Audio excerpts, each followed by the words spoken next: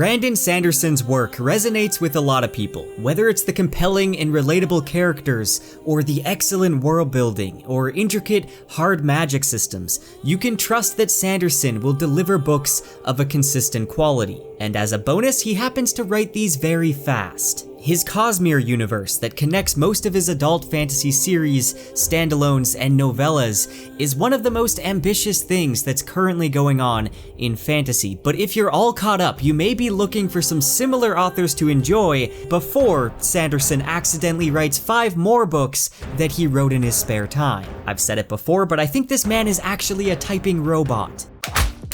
Today, I'm recommending several books that you should read if you're a fan of Brandon Sanderson. Good old Brando Sando, Benson Smitherson. What? Benadryl Sanderlange. Those are all legitimate code names that Sanderson uses, don't fact check me. But real quick, this video is sponsored by Penguin Random House in collaboration with a stunning new novel by international best-selling and beloved author Guy Gavriel Kay. And speaking of books that I would recommend to Sanderson fans, this is All the Seas of the World. This is a sweeping novel of vengeance, power, and love, and it's all set in a near Renaissance world. This is a world of art and warfare and religious strife and deep humanism. It is a diverse world that is filled with brilliant characters you're going to love. This is a standalone novel. It's got a cast of vibrant new main characters, but it also has some returning favorite characters from previous works like A Brightness Long Ago and Children of Earth and Sky. I have just recently been getting into Guy Gavriel Kay. You guys have recommended me his books a lot, and I have absolutely been loving everything I've read so far. And one thing you're gonna notice right off the bat with this book is that the prose is just, it's like top tier. I'm talking best I've ever read type of prose. I am really enjoying it, and I feel like if you're a Sanderson fan, you're going to love how vast and just fully realized the world feels. Sanderson fans love some good world building. Speaking of Brandon Sanderson, he has a blurb on the back of this book. He says, "Kay is a genius. I've read him all my life and I'm always inspired by his work." Also, Robin Hobb. As with any Kay book, there's beauty of language and intelligent observations. This is a book to be savored. Those are 2 of my favorite authors right there. I really enjoyed how intense this book was right from the beginning. You get some introduction to the world and the characters, and then there's this assassination going on. There's multiple people working together, there's things going wrong, they have to make adjustments on the fly. I just thought it was such a good hook. I can't wait to finish this book and let you guys know my thoughts. If you are fans of historical fantasy by authors like Ken Follett or Hilary Mantel, or if you're a fan of Robin Hobb or Brandon Sanderson or George R.R. Martin, then I feel like this book is perfect for you. I would highly recommend checking out All the Seas of the World by Guy Gavriel Kay. Also, the cover art is so beautiful, and thank you again to Penguin Random House for sponsoring this video.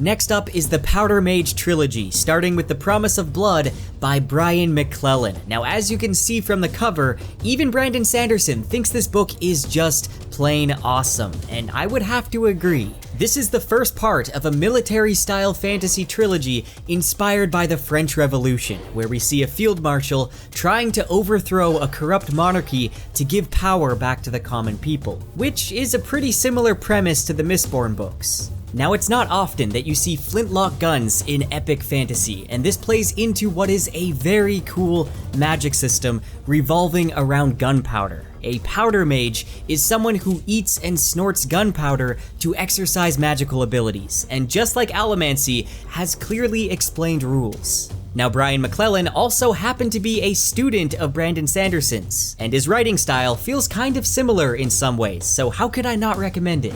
Unsold by Will White is book 1 in the Cradle series. This is planned to be 12 books in total, and immediately, this book throws you into a complex world with a shonen-style progressive magic system. It's a little difficult to wrap your head around at first, but eventually it all makes sense. We follow Lyndon, a 15-year-old boy who gets classified as unsouled, which means he doesn't have affinity for magic. And in the clan of the Sacred Valley, this is an extremely rare thing, and he's kind of shunned on by his community and looked down upon like he's worthless.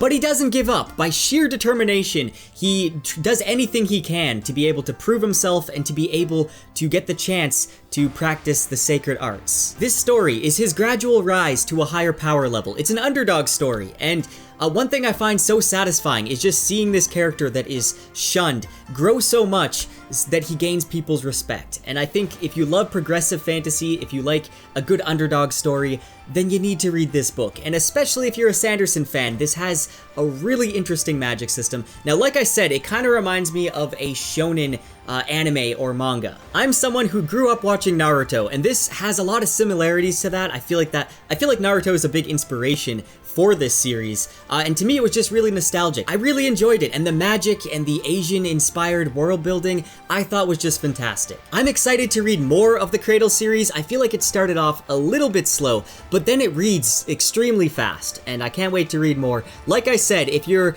a fan of Brandon Sanderson, I think you're really going to enjoy the magic system here. Lightbringer by Brent Weeks. This is book 1, The Black Prism. Now, if you are a fan of the way that Sanderson develops his magic systems, if you're a fan of Mistborn especially, then you're really going to like the magic system in this book. In this series, there's people that have the ability to draw light from their environment and turn it into a physical substance. And similar to the way that Mistborn has different metals that all have different abilities, here we have different colors that all have different effects. And it's common knowledge, if they use their magic too much, they end up going insane. And then there's someone who's kind of equivalent to a Mistborn called the Prism, which can draft all the colors. One of the main characters, Gavin, is a Prism. He's an extremely important person, being a religious, political, and military leader, and he has a great deal of power, which makes this story really interesting to read. But the real hero of the story is his bastard son, Kip, who is overweight and uneducated and has no idea that there's power that flows through his veins. Now, I have been listening to the graphic audio version of this series, which, if you don't know, graphic audio is not like the regular audiobooks. It has a full cast of characters, it has sound effects, and I'm really enjoying it. And I do want to mention one thing though, even though this is a very fast-paced book, sometimes the description of how the magic works can kind of slow things down a little bit, but if you're a fan of Mistborn, I don't really think that's going to be a problem. If you're a Sanderson fan, then you likely know that Sanderson wrote the last few books of the Wheel of Time series when Robert Jordan passed away before he could complete it. Now, many Wheel of Time fans were first introduced to Sanderson by reading this epic conclusion to the Wheel of Time. And I would say it goes vice versa as well. I first picked up the Wheel of Time because I knew that Brandon Sanderson was the one who finished it. And while I'm still making my way through this gigantic 14-book series, I would definitely recommend it for those who want a huge epic fantasy series with tons of characters and a very complex and detailed world. Robin Hobb is one of my favorite authors, though I've only read her Farseer Trilogy, which I would highly recommend. This is the first trilogy in her longer Realm of the Elderlings series, which connects all of the books together. If you really enjoy Sanderson's fictional Cosmere universe, then you'll likely get the idea here as well. In Hobb's case, she didn't create a fictional universe, but all of these books take place in the same world, and you're gonna see plenty of references from past books and reoccurring characters. Now, I also found a Reddit post where Sanderson himself was recommending books and authors that he thinks are similar to his own writing, and he mentions that he has a similar style to Robin Hobb, as she was one of the ones that he read a lot of when he was breaking into the writing industry. So with all that info, you should add the Farseer Trilogy to your reading list.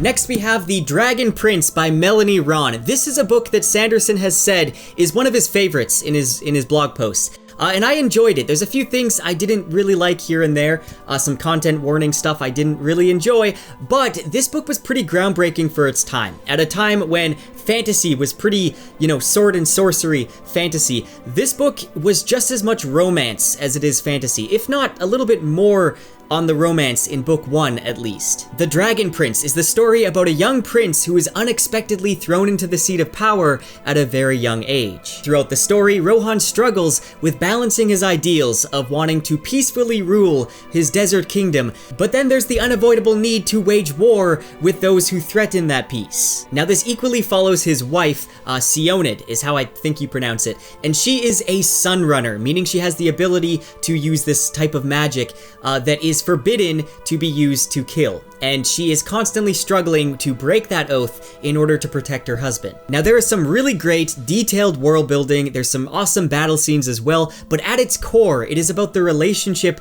between these two, the things, the dangers that block them, and the passion that draws them together. So if you are a fan of romance and a fan of fantasy and awesome world building, then this is a good recommendation. So those are all the recommendations I got to share today. Let me know what you think in the comments. Let me know what books you would recommend to Sanderson fans.